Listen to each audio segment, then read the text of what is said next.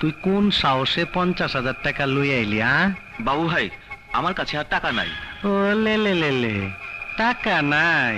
ভাই আমারে মাফ করে দেন। ও লে লে লে, মাপ কইরা দে না। আজিস নে, এখন এখন বাকি টাকা বাই কর। বাবু ভাই, বর্তমানে আমার আর্থিক অবস্থা খুব খারাপ। 500 মেশিন দেয়া গার্মেন্টস বসাইতাছো, তোমার আর্থিক অবস্থা খারাপ? না ভাই, আসলে গতকাল চিটাগাং পোর্ট থেকে মেশিনগুলো ছাড়াতে অনেক টাকা ট্যাক্স লাগছে। এই এই, তোরা ব্যবসা শুরু করার আগে ওই বাজেট নাকি কস, কোথায় কত টাকা খরচ করতে হয় এর একটা হিসাব করস না? জি করি।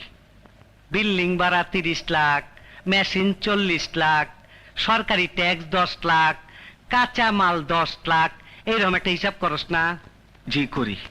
এই, ওই হিসাবে 1 নাম্বার লেখা উচিত ছিল আমার সদ্যে বড় ভাই, মাননীয় বাবু ভাই, 1 লক্ষ টাকা।